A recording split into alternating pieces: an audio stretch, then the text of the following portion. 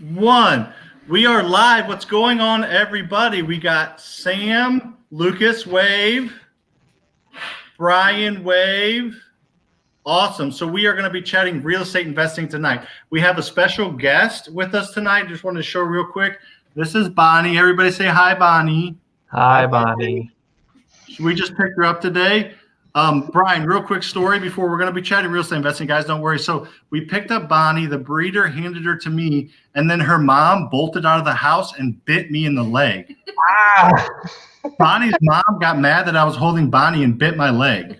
Bonnie's mom didn't want to lose Bonnie. No, I mean, do you blame her? But anyway, all right. So that's that. Bonnie's the start of the show. So welcome to the Wednesday live cast. We got the all-star team with us. We got Lucas and Brian and myself. We own a real estate investing company called Faster House. We buy about 200 houses a year. Transactions are a little bit different because we buy packages, right, Walls? But we're going to buy about 200 houses this year. And then we also own a rental portfolio of $25 million between us. So as we are chatting, we are going to do a live Q&A, but for about the first 5 or 10 minutes, Brian, Lucas, and I are going to just have a chat about real estate and give an update on the market, and then we're going to answer your questions because Brian loves answering questions, right, Brian? Absolutely. It's a lot funner than just talking about us. So I love talking and helping other people out. I agree, my man. I agree. It's fun. So let us know where you're from. What's going on, Ron? We want to say hi to your wife too. Well, I'll grab her. I'll grab her here in a minute. Bonnie is adorable. Thank you. So let us know where you guys are from, and then your questions. We are going to get. We're going to answer every single one of your questions. So make sure to let us know where you're from and what your questions are. So let's get rocking. Make sure you keep the questions going on there. Put your questions in the bottom there. So who is Lucas? Lucas, you've been on live a couple times, but not a ton. So why don't you just give the viewers a quick little, what do you do all day, every day? What are you in charge of? What do you do? Yes.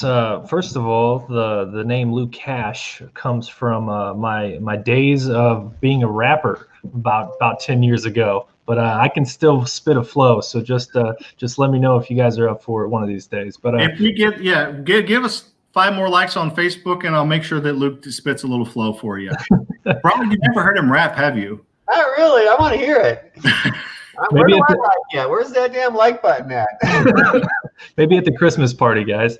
But what I do real estate investing wise every day is, I help run our flipping company, which is a lot of moving parts, especially when you buy 180 houses a year, sell 180 houses a year. There's a lot of moving parts, contract to close, acquisitions, rehabbing, all of our sales team. It's it's a big operation, but it's a lot of fun. And I just kind of help keep that train on the tracks. And some days it's very difficult, but some days it just goes on down the tracks. So that's my main focus, but I also have a rental portfolio with you, Sam, and we're growing that on a daily basis and working on our management there. And recently we've merged our rental management company with Brian and Debbie's management company. So we got 242 doors under management, and that is growing by the day. And just another fun adventure that we like to do here in this real estate investing game. All right, Brian, you are up now, my friend. You're definitely on our YouTube channel. A lot of these people watching probably know who you are, but a lot of them probably don't, especially the ones coming from TikTok over to YouTube. So give us a couple minute introduction on you, if you don't mind, good sir.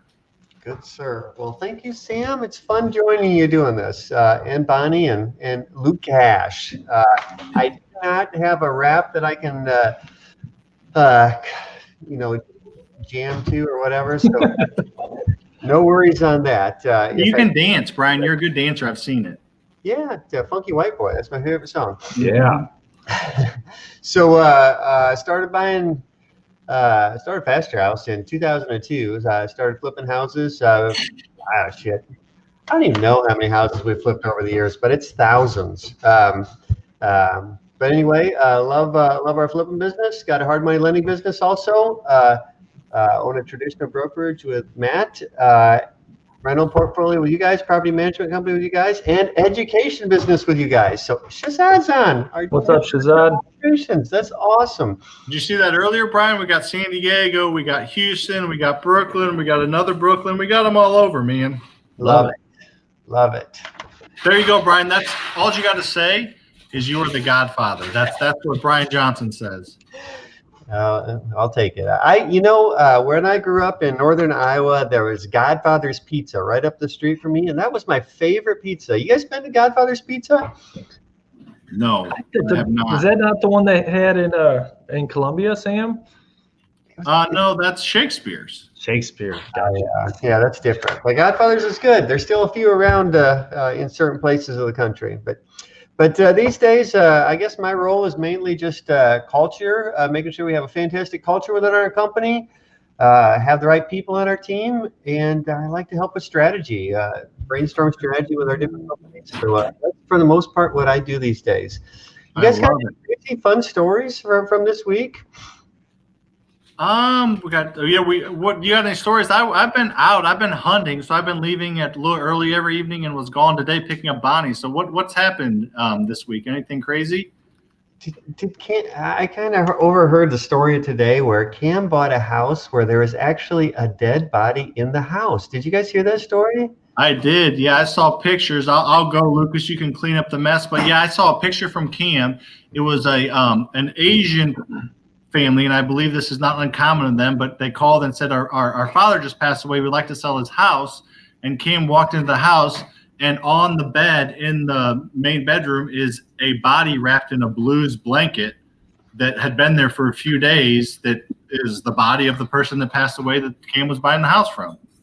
That is a first for me. I have never gone on a sales call with an actual dead body in the house before. It's a new one.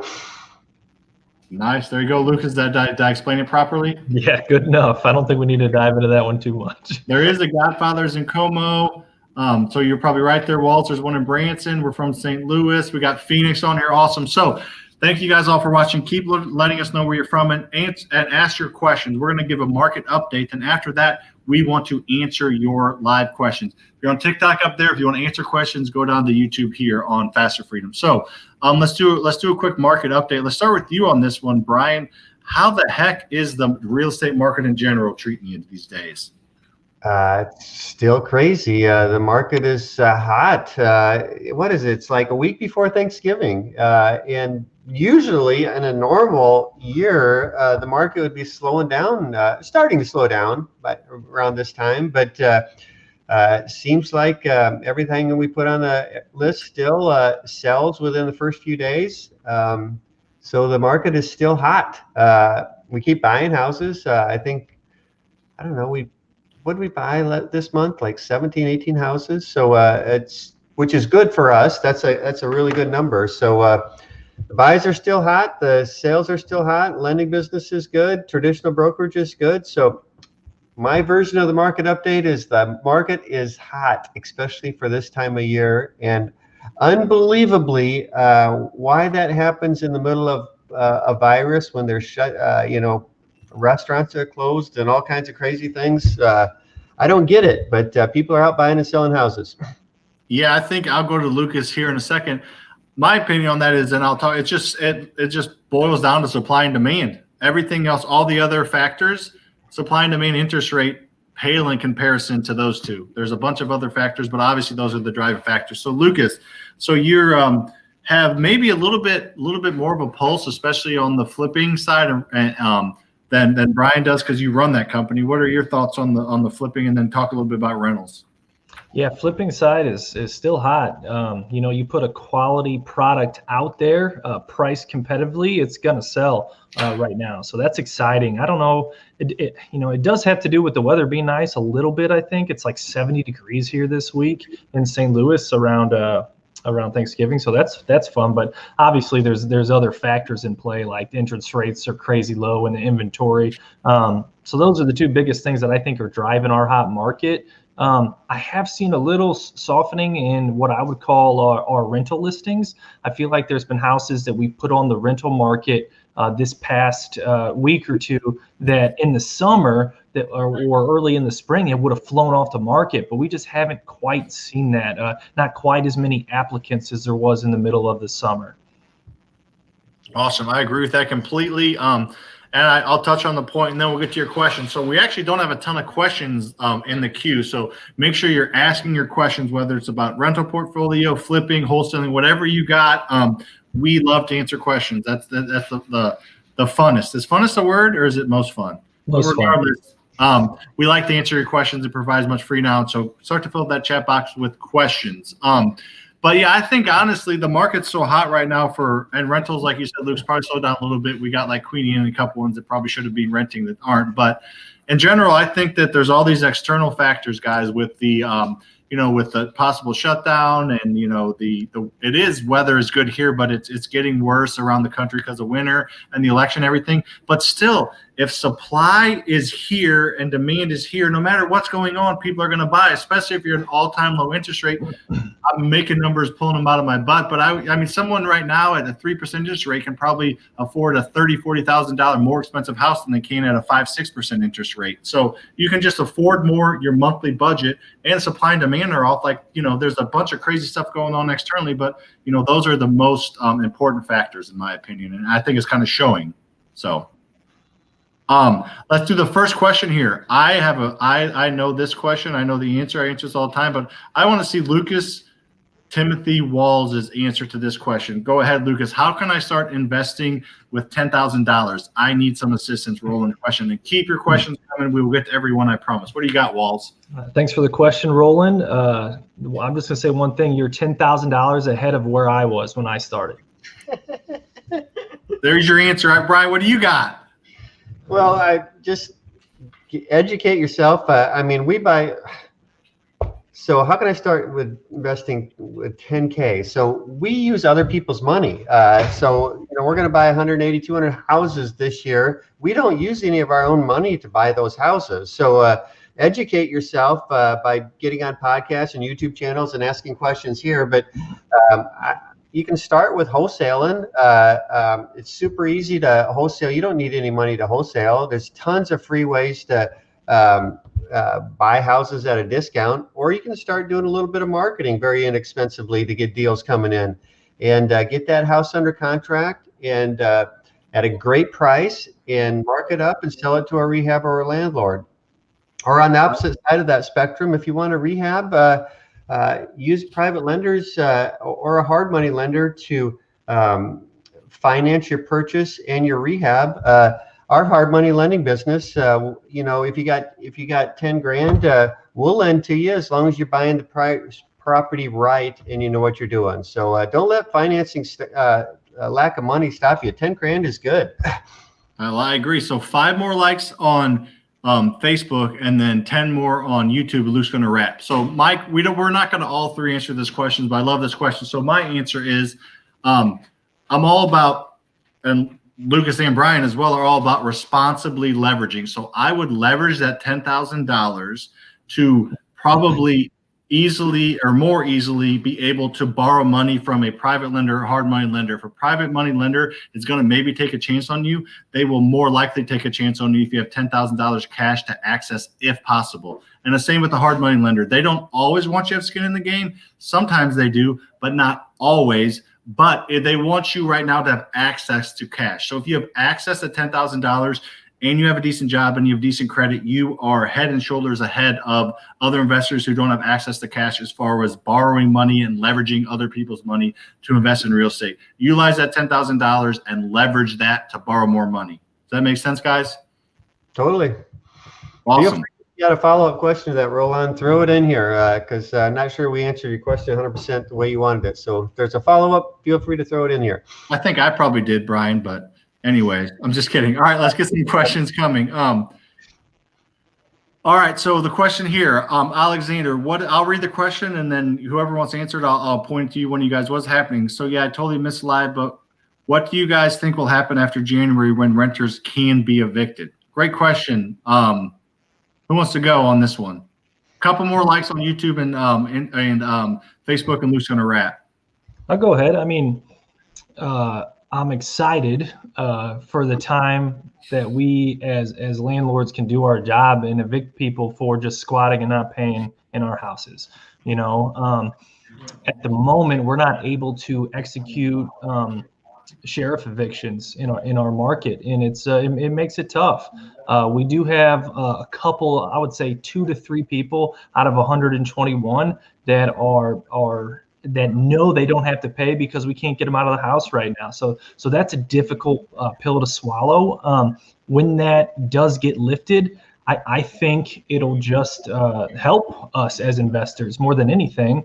So people aren't getting a free ride anymore. But in general, I don't know exactly when that is going to happen, if it's going to be January 1st. So that's kind of the scary thing. So could be the 1st, or they could extend it in whatever market you're in for another several months. So go ahead, Brian. What do you got?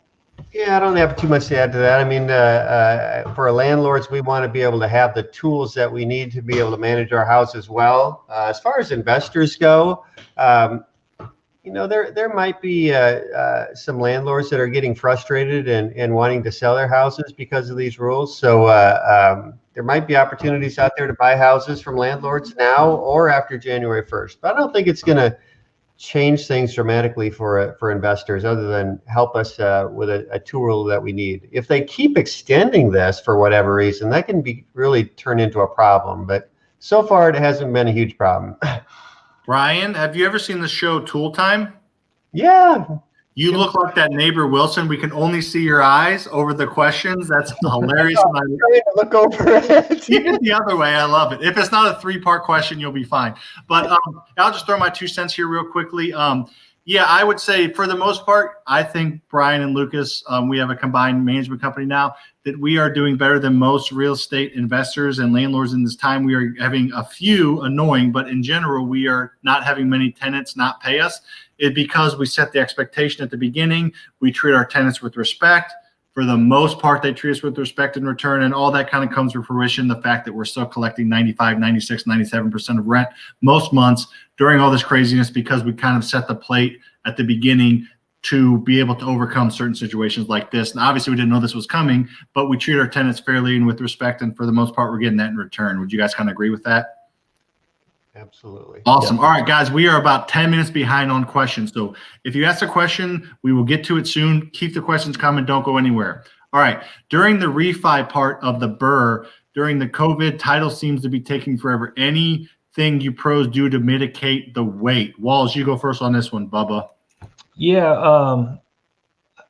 Well, one thing I did was, some of the banks that we recently that we do a lot of our refinances with, they normally do a lot of title work in-house, and those local banks are just overwhelmed right now. So I asked them to outsource that to a title company I know could get done a little faster. But in general, it's just kind of par for the course right now, man. It's tough. You just gotta be patient and keep following up with the title company on a daily or weekly basis. Yeah, I agree. It's just busy right now. So not much you can do other than build a relationship and kind of be a squeaky wheel for them. I agree. I will not belabor the point. I think you guys answered that greatly. What price per square foot for flipping roughly? Lucas, you might kind of know this, but I would add first that, and Brian, you might too, that it just depends on the market. Obviously, things cost different in different markets. Labor costs different in different markets. But from what I mean, it's something like $30-$40 a square foot in general. If you're rehabbing a whole house, and that kind of numbers. We get exact bids on exactly what we need done. We don't just go off a blind number like that. But in general, if you just quickly analyzing, is that kind of $30-$40 a square foot, Walls? Yeah, that's about right. Yeah. You agree, Brian? All right, awesome. Well, Lucas, you probably should put your head backwards like mine. All right. Mr. Baez says, or Mrs. Baez, I guess. That is a fun first name I don't exactly know how to pronounce. Is there a personal credit score requirement? Go ahead, Mr. Schroeder. Well, I'm not exactly sure what they're asking, but personal credit score requirement for being getting in this business? No, I mean, you can wholesale houses all day long without anybody caring or knowing what your personal credit score is. As far as if you're wanting to flip houses, build relationships with private lenders. Every private lender that I've ever worked with, none of them have ever asked me what my credit score is. Now, if you're dealing with banks, so if you're doing the BRRRR method and you're wanting to build a portfolio of rentals, personal credit score is super important. They always check credit, and I don't know. I think they're going to want to see something like 680 or above would be my guess. Yeah, I say mid sixes, Brian, which is not accurate. I just say mid sixes, mid upper sixes, depending on your lender. Yeah, that makes sense. Yeah, I would agree with that. So I don't know. You guys got anything to add to that? Yeah, I would just say, yeah, you don't need money or credit to invest in real estate. There are certain avenues that you do need money and credit to invest in, but if you just want to invest in real estate in some capacity, you can wholesale with zero money, credit, or experience, honestly, and you can fix and flip with zero credit. You can use some hard money lenders, Brian. I know the good ones, and I wouldn't probably trust one that doesn't require credit checks. But there are hard money lenders out there that say no background checks, no credit checks. So you can utilize a hard money lender, a company, or you can utilize a private lender that I've never had a private lender check background check. So you can or credit check. You can use them to wholesale or fix and flip. 100%, no credit needed. If you do want to do rentals, especially through the BRRRR method, long term, if you don't have credit, you're going to need that for the banks. So you have the option to build your credit while you fix and flip and wholesale, or you have the option to partner with somebody that has credit. Worst case scenario, you partner with somebody you know and trust that has credit that helps you get approved. And then, a year or two down the line when your credit's up, you have 5 to 6 rentals with a partner, and you either separate at that point, do your own thing, or you stay with that partner. That's not the end of the world doing that kind of method. What do you think about that, Luke? Yep, I like it. We teach the BRRRR strategy all the time, and the refinance portion of that, the banks are going to want to see some type of solid credit. But there's a lot of other things in the real estate investing space that you can do while you build that credit, such as fix and flip and wholesale, and just learn the business until you can build that credit up. Awesome. Yeah, or buy houses subject to existing loans or with owner financing. So if your credit score isn't the greatest while you're getting it up, there's other options. So look into the other options. So there's plenty of options out there. There's always options. People ask me a lot, like, does this work in my market? Real estate investing works in we're on YouTube, so I'll be PG, every freaking market in the country. There's just certain markets that things and strategies work better than other markets. Investing in real estate in general works in every market, bar none. San Francisco, downtown New York, every one of those markets, half the people are freaking renting. So obviously a landlord's making money. So just certain strategies work better in certain markets than others. And it's your job to figure out what those strategies are and try and implement them with whatever resources you have. But real estate investing works in any market. Our BRRRR strategy works in 95% of markets, but there are a few that it doesn't. But in general, real estate investing works in any market. Housing. I've been kind of getting a kick out of watching YouTube videos from other countries lately. I was watching a video yesterday on buying and rehabbing and building rental portfolios in Medellin, Colombia, and Bogota, Colombia. So it's kind of fun to watch what other people do in other countries. And Brian's gonna travel to other countries here in about a year or two, and we're gonna do some YouTube chats like this, and Brian's gonna be all over the world, so it's gonna get exciting. That's awesome. So what marketing for wholesaling is working best? I'll go first, and then after I go, I'll let both of you guys tag team it while I make another drink. And in the meantime, we need 3 more likes on Facebook, 3 more on YouTube, and then 2 more shares on YouTube before Lucas's wraps. All right. So what marketing is best for wholesaling, or what type of marketing? So I always kind of say rough numbers. We buy 200 houses a year. We buy 100 houses a year from our marketing, which I get into. The other 100 are from, and which is what I suggest you starting at first, Landy, would be connections, real estate agents, connectors, other wholesalers, people that come across properties, elder law attorneys, mold remediators. So just our connections and our hard, our time and effort towards getting to know people in the industry. That's where I would start. But as far as your marketing, cheaply and freely would be, bandit signs are pretty cheap for starters. Drive for Dollars is pretty cheap. Use the Deal Machine app if you're going to drive for dollars, and use our promo code FasterFreedom. We know the owner, so we get you some free stuff. But there's a ton of different ways. I mean, there's literally probably, if we went back and forth for 5 minutes, we could probably come up with 50 different lead sources. You just got to kind of prioritize a few and attack. Go ahead, you guys. I'll be right back. You gave him a laundry list. Oh, he's gone. I'm here. I can hear you still, Brian. So, Brian, if you were a new wholesaler right now and you could only do one thing to get your next deal, what would it be? If I was brand new, Yeah, newer. I'd probably do direct mail. That's kind of the old tried and true one. I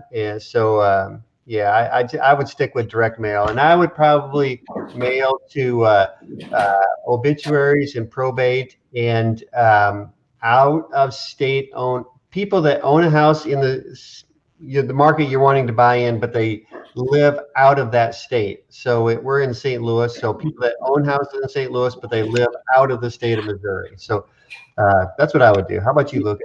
Yeah, so you can get that list and you can mail them. With that list, you can also text those numbers if you're able to skip trace them and find numbers. With that same exact list, you can call them. So there's so many things you can do if you're able to purchase a niche list like Brian was talking about there. Yeah. But I do like the bandit sign idea.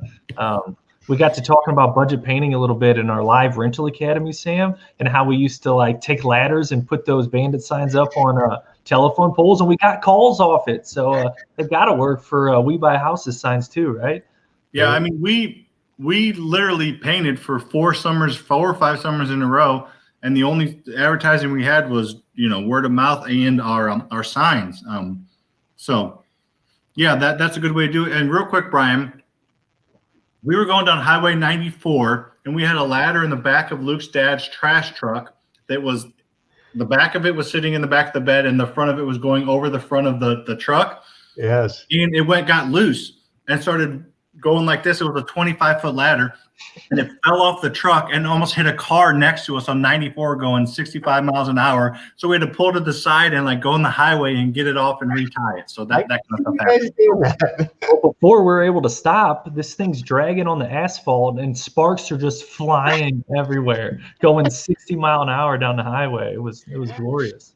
In Luke's dad's trash truck, the truck that he literally, the only reason he bought it was to take trash from their house to the end of the driveway. It was like a half mile away. So, Brian, you picked great partners, man.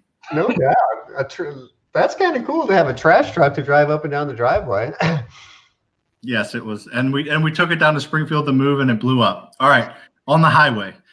Different story, different time. How do you keep your property taxes low? I hate paying those this time of year.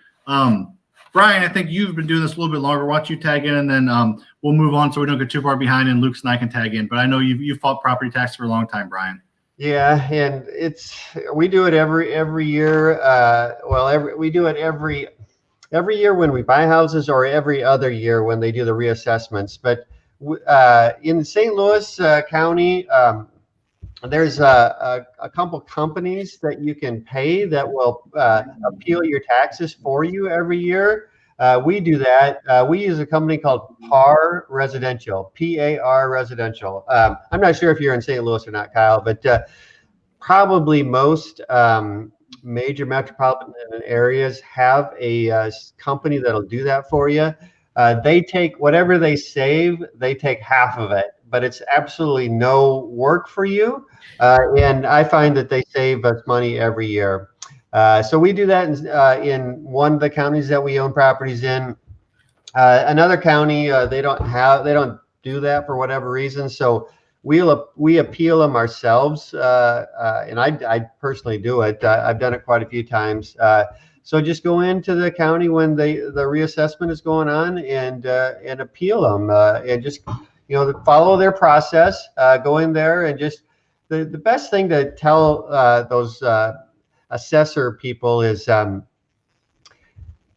you own rental property. You don't update your rental properties like a homeowner does. So the houses are probably a little bit more dated. They probably have a little fewer updates. So for those reasons, your taxes should be lower than all the neighbor houses, and that generally works pretty well. So I know it's a pain to pay property taxes. I 100% agree. But best thing that I do is best advice I have for you is just appeal them every year. I like it. Awesome. Keep the questions coming. We got a record, I think 62 current watching, so that's awesome. Keep the questions coming. We are about 12 minutes behind on questions, so I promise we will get to them. If we haven't answered them, we will, because we're kind of working through the scroll. I'll answer this one, and then you guys feel free to add on, or we'll move on. 64 now. All right. What's your process for deciding between flips or rentals? So I'll kind of tell you Luke's and I's thought process, and he can add on, and Brian might have a little bit different one. If it works as a rental and we're not like overdoing it and taking too money from our team, because once our team grows, we add it as a rental. A good rental through the BRRRR method and BRRRR strategy, you can sell every single time and make money because you have 20 to 25% equity. So every single BRRRR deal that works out, Lucas, we could have sold and made $15,000 to $30,000 every single time we do a rental we do a flip. Or we see a property and we analyze it. So every BRRRR method deal you can sell in the market, but if your goals are long-term wealth and you don't need the money now, that's when you do the rentals. But if you need the money now, there's the potential flip. So in my opinion, if it works as a rental and we have the funds and we're not, taking too many from our team, we're going to keep it as a rental. If not, we'll flip it. What say you, Walls? And then we'll go over to you, Mr. Schroeder. Yeah, that's pretty much it. We buy 200 houses a year, and our number one exit strategy is to keep the house as a rental. So that's the first filter we run it through. And a rental makes sense for us if, one, it burrs out, so you're able to recapture all of your purchase and rehab money without zero money of your own money in the deal, and two, if it cash flows. And if it does those things and it's in areas we want to invest, we keep it as a rental.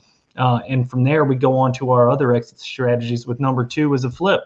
So when I say flip, that means you rehab the house and sell it retail. So you just kind of figure out what your avatar is for both your rentals and your rehabs. And then we just wholesale off the rest if it doesn't meet those first two boxes. Brian, go ahead. Yeah, I same thing you guys said. The only thing I would add to what Lucas said is, so just to repeat it, we prefer to keep houses as rentals. We have a buy box for our rentals. They need to BRRRR out. They need to cash flow. They need to be in the area town that we want to own rentals in. And the last thing I would add is that we like them to be relatively low maintenance. So I always look at a house from the perspective of, is this house going to be a maintenance headache over the next 10, 20, 30 years that I own it? Or is it going to be a low maintenance house?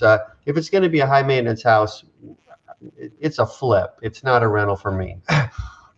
Yep, I agree. I wouldn't add anything. I think you guys, finished the point. I think that and then the last thing I would add to that is it just depends on what your long-term goals are. If your long-term goals are adding rentals, like I said, every rental you should be able to sell and make money right now. So just kind of depends what your long-term goals and what your long-term goals are and what your short-term needs are, is what I would say. But all right, I'm very interested in buying a fixer-upper. What do you recommend for a beginner? So I will go, and then if you guys have anything to add, go ahead. There's two things. I'll do the good version here. There's two things that you need to do, in my opinion, if you want to start investing in real estate. The first thing that you do is, this is self-serving, but it's accurate, is you subscribe to our YouTube channel. There's tens of thousands of dollars of information for free on here. I'm not just saying that. We have paid courses that we charge for, and I have paid for courses and do pay for help in courses.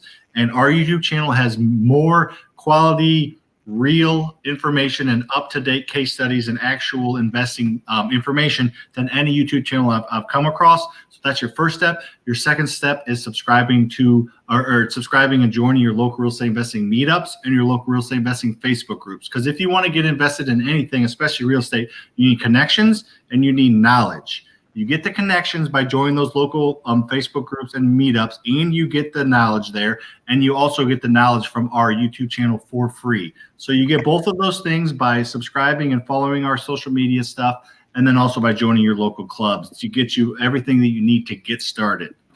Anything to add from you all, you crazy mofos?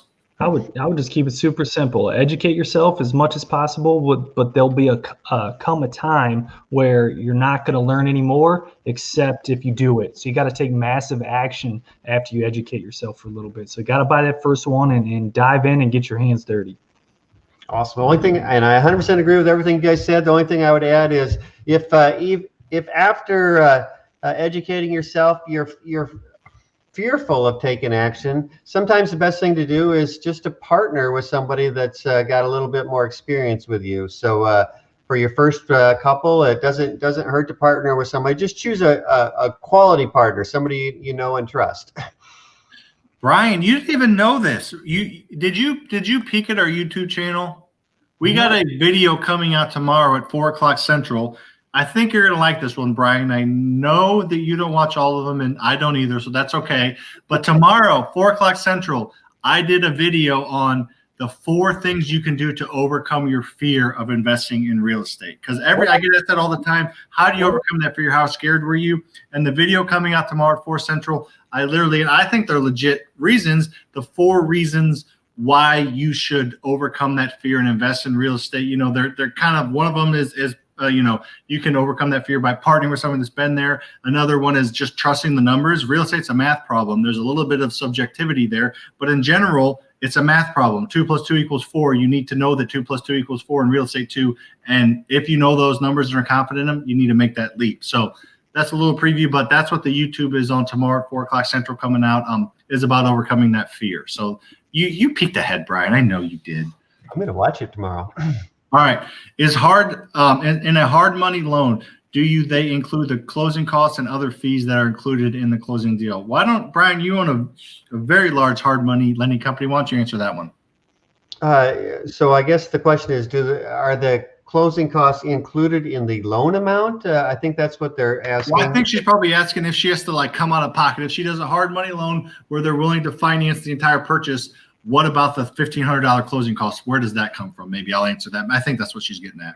Yeah. So it ultimately comes down to how good a deal is the purchase. So I'll speak for our hard money lending business. We'll lend up to 75% of what we believe is a conservative ARV.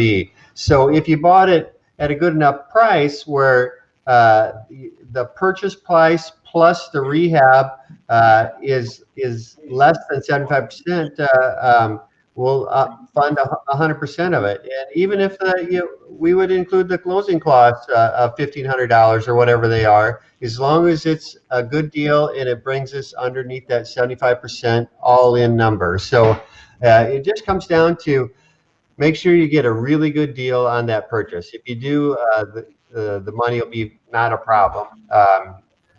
Pretty much the short version of it.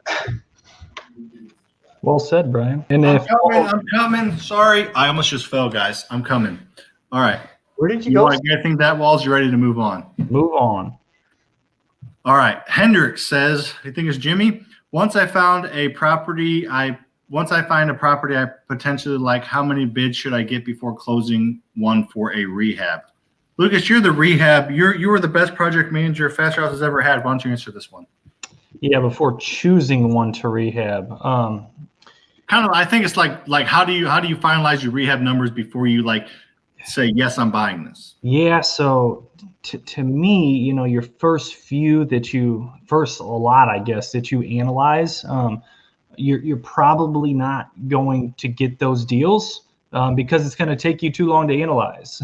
And that's okay. So get really good at analyzing those deals, and whether that's getting a whole bunch of bids and getting familiar with what contractors in your area are going to be charging, or putting together a spreadsheet on what other investors are seeing as far as cost for rehabs. But get really good at analyzing that deal up front, so then you're able to select it and make an offer on that deal before you even have to get bids. Hopefully that's the goal. And then once you get that property under contract, then you can start reaching out and getting bids on rehabbing the property. I agree. Luke smashed that one. What do you got, Brian? You got anything to add to that? I was just going to say, the way I read it is he was kind of asking, the way I read what he was asking is, how many bids do you get once you got a house under contract? How many bids do you get from contractors? And early on, I would say you want to get at least 3 bids probably from different contractors for that job. Once you've been doing this business for a while and you build relationships with contractors, you probably don't need to get as many. But early on, for your first few projects, I'd get at least 3 bids. Brian, I did this before you even said 3 because I knew you were going to say that's how connected we are. We are. I probably drive you crazier than any other partner you've had, but we got that connection, Brian. Joe says, books to read. I've recently finished reading Millionaire Real Estate Investor, the book on flipping houses in Burr. So quickly, I get my up-to-date real estate knowledge from YouTube and podcasts, just like our Faster Freedom YouTube and other podcasts that are out there because they're up to date. I don't think there's any books on collecting rent during COVID, but guess what? There's a crap ton of podcasts, and we talk about it all the time because it's up to date. And right now, things seem to change so quickly. I like more mindset books. I like, Eat That Frog. I like The Miracle Morning. I like Pitch Anything. I like Entree Leadership. I like the more mindset type of books. And then I like my up-to-date real estate knowledge by doing and by checking on people that are actively and every single week putting out content. What about you guys? I agree. I listen to podcasts and YouTube pages. I did read The Millionaire Real Estate Investor, though. That is a great book. But I haven't honestly read that many real estate books. I get most of my real estate information from podcasts, YouTube pages, and going to RIAs and other type of places where real estate investors hang out. Ryan, you should write a book, and we are way behind on question, guys. So if you asked your question 25 minutes ago, we were just getting to it. So I apologize. What do you think about Luke? You're always listening to something, and I like that about you. You're always listening to something outside of what we're all kind of listening to together, which I need to get better at. So what do you kind of like, Walls? Yeah. I love audiobooks. I used to read a lot of real estate heavy books, but I just don't anymore. And partially because it's, they get out of date pretty quick, like managing a rental portfolio 15 years ago is a lot different than it is now. There's so much technology help for you out there right now that things are so much different. So most books that I read are probably leadership focused. Entree Leadership's a good one. Extreme Ownership's a good one. Can't Hurt Me by David Goggins is a great book. If you're going to say that, Lucas, that's your favorite one, isn't it? I love that book, and I still need to read Living with a Seal. So I'm going to read that one next. It's on the list. But those are kind of the route that I'm going towards. And, with that leadership and it helps us become better business owners, and then in turn just helps our real estate investing career if we're better business owners. So that's why I like the leadership side of things right now. Yeah, and I would say you implement that. I mean, Brian and I have had the conversation with and without Lucas. Lucas has always been a leader I grew up with him known for 25 years playing sports, but Lucas's leadership in the past 6 months has been, I feel like you've been like a good leader to crazy. And I think part of that's the books you read. Wouldn't you say, Brian, to just see Lucas involved as a leader? Already was doing fine, but just taking that next level, which is taking the company to the next level. So if you develop your skills, right now Luke's trying to develop leadership skills, but if you're trying to develop sales skills, whatever skills you're trying to develop, it doesn't have to be real estate focused books. You just focus on whatever skill or attribute you're trying to improve on. Lucas has been leadership, and it's shown. You do that, and then that will trickle down to all your other types of whatever the hell you're trying to do, whether it's real estate or build furniture, whatever you're doing. Do you agree, Brian? Totally agree. And Lucas is a freaking awesome leader. I make him look like a bad leader, Brian. I don't like that. And he has grown tremendously over the last year or so, doing an awesome job. But yeah, mindset is, the basics about real estate really haven't changed that much over the years. What has changed is the technology and things along those lines. But what is super important are all the other aspects, like you were talking about sales training. If you're trying to buy houses at a discount, sales training is super important. So like You Can't Teach a Kid to Ride a Bike at a Seminar is an awesome sales training book. And mindset stuff like the David Goggins stuff, all the stuff you guys already mentioned. So those things I think are more important than the details of the wholesaling or rehabbing or whatever. Get that in a course or a podcast or a YouTube page. Awesome. I feel like we kind of all hit on that for a long time, but I think it was good. And I was about to make a joke, Brian, which most of them aren't funny, but I was like, you don't need to keep up on stuff. Technology is not changing anytime soon. So you just read the old books. Technology never changes. That's me being sarcastic for those that don't know me. But this is a great question, especially for someone just getting started. And I feel like we didn't struggle. I guess we did kind of struggle with this, Lucas. Not struggle, but just we didn't always know what type of inspections to get. So great question from Jeremy. Which inspections are best for new investors? Sewer, termite, radon, building, or gas? What do you think, Lucas? We'll let you lead this one off, bud. That's a great question. So Question.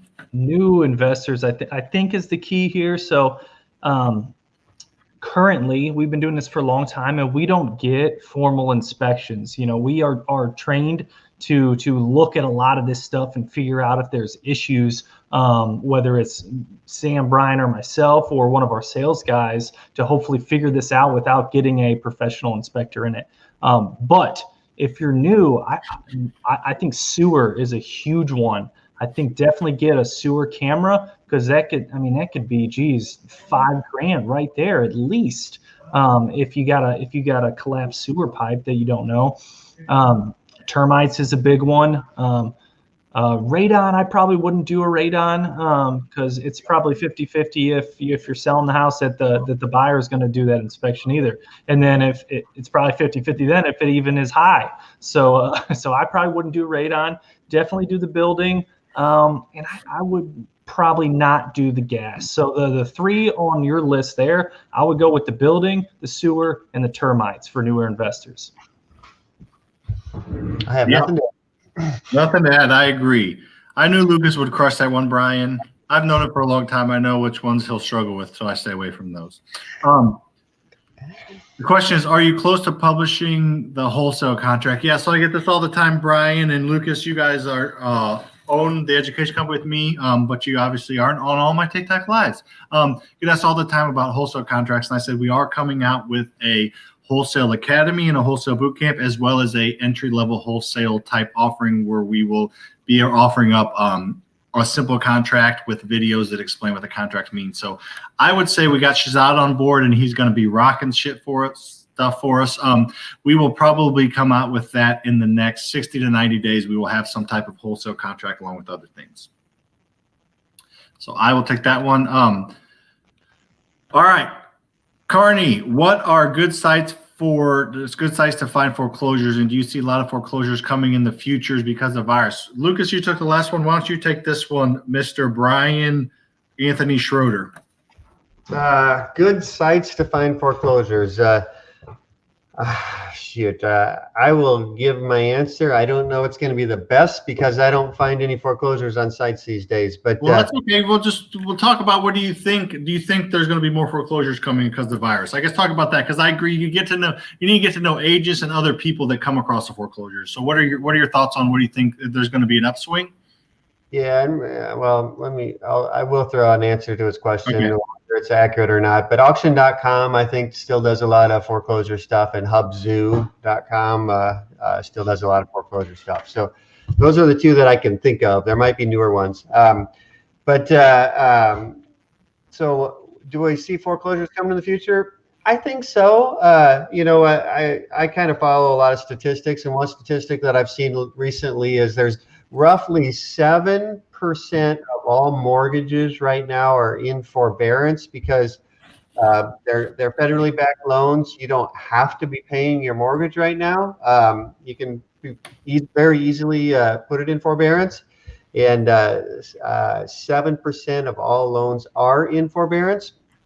And I can't remember. I think they can extend those through March, if I remember right. And at that point, all those people are either going to have to start making their payments, and I think they have to pay some kind of back payments too. And I think some people are going to struggle with that. But who knows, if the virus continues, maybe they'll extend that. I don't know. But sooner or later, it's got to stop. So I do think there will be more foreclosures, whether that's mid 2021, so like maybe 6-7 months from now would be my guess is when those are going to start coming out. So I do think there'll be more in the future, and Hubzoo and auction.com are the sites that I'm aware of. Awesome. I'll throw my 2 cents in here real quickly. If you have anything to add, Walls, great. If not, we're way behind on questions, which is okay. So Brian, I say this a lot on my TikTok lives, which disappear, so I may be wrong. I've been saying that I think there's going to be an uptick in foreclosures for sure, but we're coming from an all-time low in foreclosures, literally historical all-time low in foreclosures. So even a few percent uptick, a couple 100,000 maybe, or 100,000 or whatever, extra foreclosures is more than we've had, but it's not like going to shock the system like more foreclosures than the system has ever seen. I guess that could potentially happen, but just keep in the context where our baseline is an all-time low. And yes, just because we, go up a few percentage doesn't mean we're at an all-time high in foreclosures and everybody needs to freak out. Obviously, foreclosures are bad for the people that are going through them, but we are coming from a state of an all-time low foreclosures. Does that kind of make sense a little bit? Yep. All right, awesome. We'll get rolling. I'm going to answer this one quickly. Do you have a real estate license? Yes, all three of us have a real estate license. I get asked all the time. It is not necessary to invest in real estate. Some states require for wholesaling, but buying houses and owning houses and flipping houses and renting houses, you do not need your license for. I suggest getting your license at some point because it makes things easier, but you do not need it to get started. Do not let that hold you back. All right, I'm moving on. What do you think on buying land? Is it a good start? Just came from TikTok. We came from TikTok 30 minutes ago. Sorry. What do you think about buying land, Lucas? You own some land that we're doing something on. What do you think about it? Yeah, to me, so I think land is a great investment. The thing I guess I would watch out for with land is a lot of times it's you're coming out of pocket every month to make a mortgage payment because you don't have any income producing property on the land. So what you can do is, find a nice chunk of land, maybe with an old crappy house on it that you can rent out for $1,000 a month and make your mortgage payment and break even, but still be holding that land for a long period of time to hopefully see a nice increase in value. So that's the way I would recommend, unless you have a whole bunch of money just to blow on land. Maybe look for something to bring some income off that land while you hold it and wait for it to appreciate. Brian, do you know Gerald Primm? Gerald Primm? Yeah. No. Lucas, do you know Gerald Primm? I do. He's your grandfather. My grandfather. So that's just a quick story. So Brian, my grandma and grandpa bought 15 acres in Ellisville, Missouri for $60,000, like 35 years ago. Okay. Or probably 40 years ago. They sold it 10 years ago. They bought it for $60,000. 40 years ago. They sold it 10 years ago for over $60,000 an acre. So I'm just saying land. Yeah. Ellsbury? No, Ellisville. Oh, okay. But things went up around it. But the whole point in that silly story was just land always goes up in value. So Luke's made an incredible point. If you can make the payment, land and real estate go up in value. You can never buy land for cheaper than you can buy it for today, for the most part. Obviously, there's exceptions, but that's just a crazy story. My grandma told me that the other day that, they bought the entire thing for 60 grand and they sold it for over 60 grand a freaking acre, not too long ago. So it's just real estate, especially land, because populations expand, will grow in value. Love it. Sorry you don't know Gerald. He's a good man, Brian. I want to All right. Is Follow-up question. Yes. Oh yeah, we're close to Luke rapping. I can spit I can do a little beat and he'll rap here. And then Luke, as you spit your first bar, I'll just end the broadcast, so you'll be good. All right. Follow-up question. What do you think the market is saturated? Wholesaling will be do you think the market is saturated? Wholesaling will be easier to get better deals, I guess, if the market is not as saturated. What do you think, Lucas? Do you think the market gets saturated? Wholesaling will be easier to get better deals. I think I get asked this quite a bit.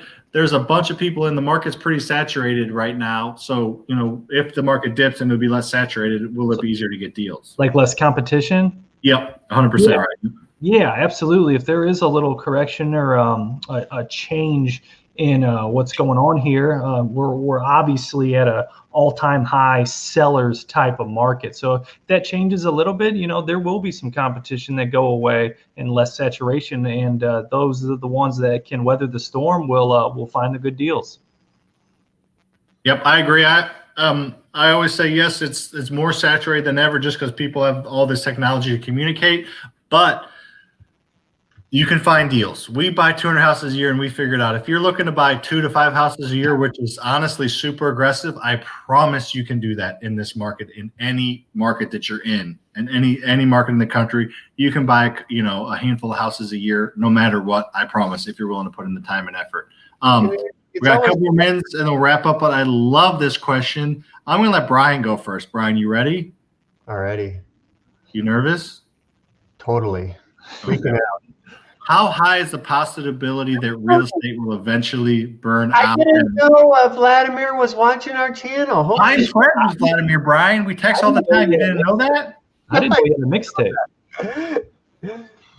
How high is the possibility that real estate will eventually burn out? I don't know about eventually burn out, but real estate has cycles.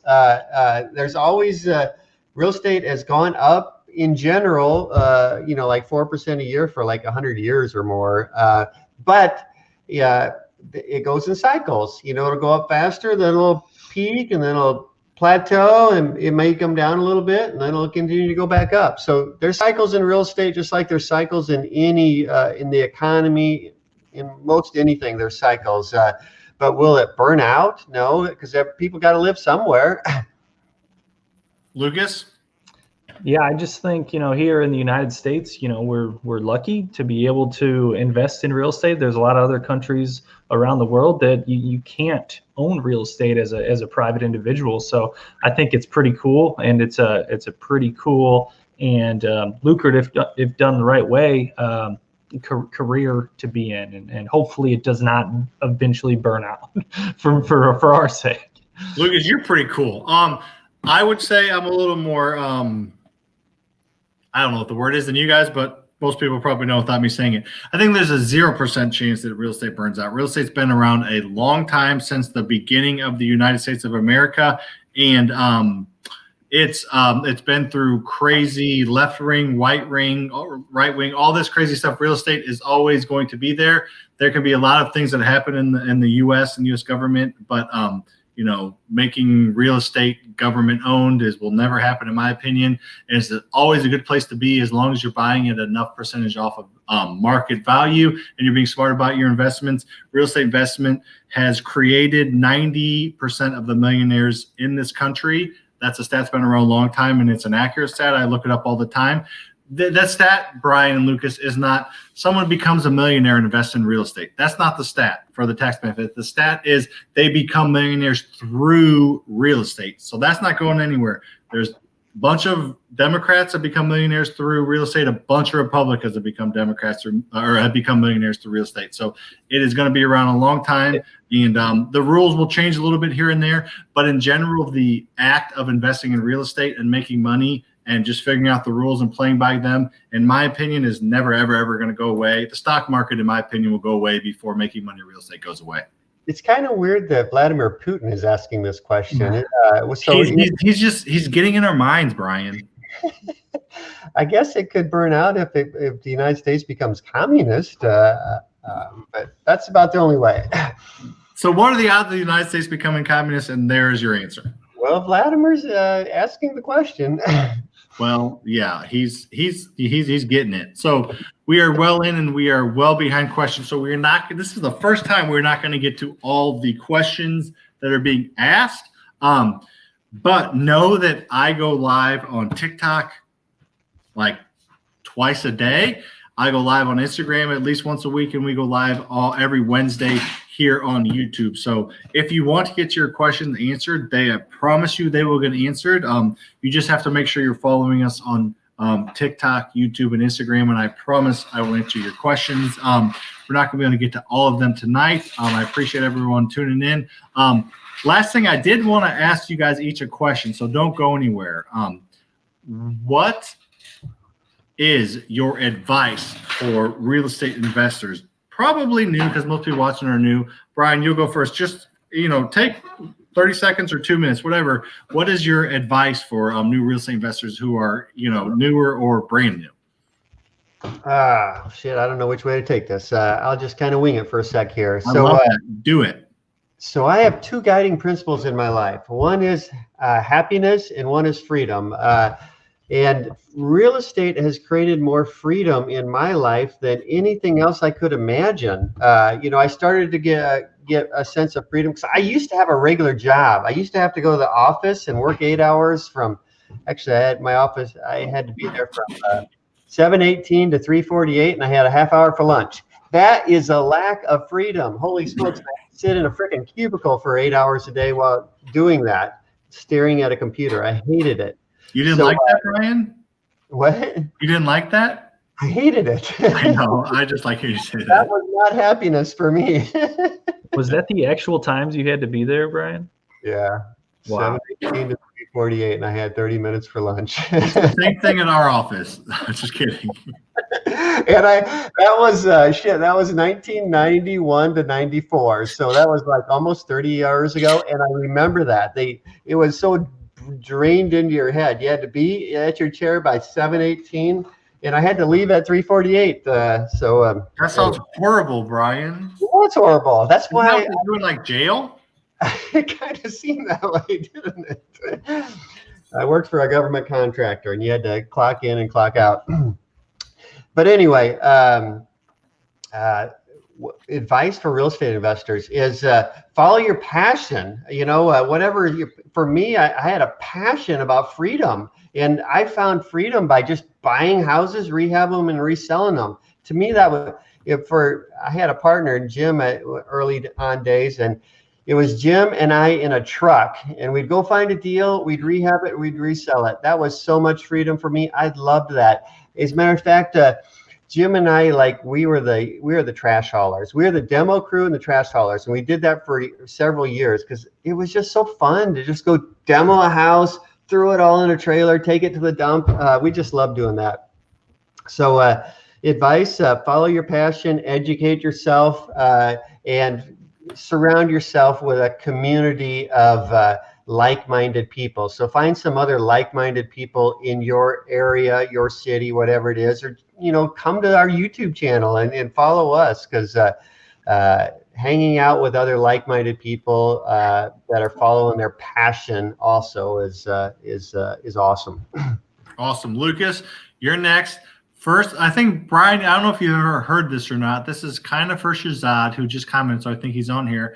Lucas, please give your advice. But before you do that, give a 15-second explanation. And Brian might not have heard this, but he can relate to it on my turbulence. Can you explain my turbulence and how that relates to our conversations and our businesses together? Well, as Brian knows, and Shahzad is finding out, and probably all you TikTokers and YouTubers out there know too, but sometimes it's hard to keep Sam focused. Whatever we're having, dusty. whenever we're having an important conversation and Sam's mind goes somewhere else, like chocolate ice cream or his new dog Bonnie or just something, I just say, hey, let's reel it in a little bit, Primm. That's turbulence. Don't worry about that stuff right now. We can talk about that later. We got stuff to figure out. Because turbulence, the plane still goes in the direction it's supposed to. The conversation is going in the right direction. They're just like bumps. So my turbulence is I don't ever completely derail the conversation, but I just bring up random stuff and I think it's funny, and it's usually not. And it just kind of bumps the conversation, but the conversation keeps going in the right direction. So you enjoy turbulence. I think that's hilarious analogy that Lucas created a couple years ago. Yeah, I like it. All right, Louis, what do you got for new real estate investors? My advice would be, real estate is not a get rich quick type of thing, but it is a get rich for sure type of thing. And if you follow your principles and intentionally add rentals and assets, you will get rich. But you're going to have some bumps in the beginning. A lot of bumps and some setbacks. So you just got to be level-headed enough to get through those bumps and setbacks. And so you're able to recognize the fruits of your hard work at some point in the future. But it is going to take some time. So just keep that in mind. I love asking this just random question that you both probably feel like you just kind of pulled out of your butt that wasn't good, but they're both incredible answers because they're just real and raw. So I agree with they're both great answers. My answer, and then we'll hop off here, is self-serving, but it's accurate.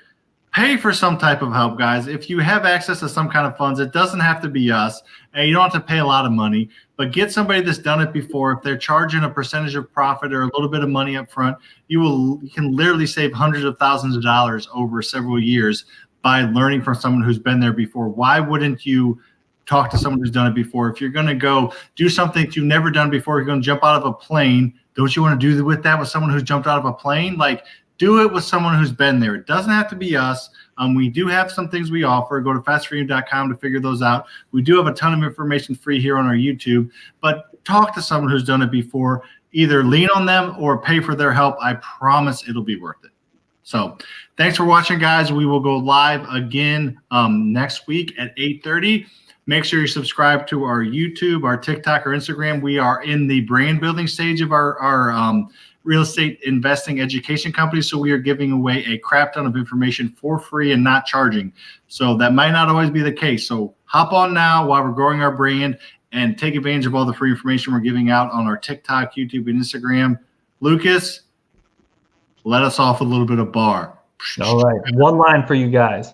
I'm a monster. Making it rain, so get a poncho. Boom!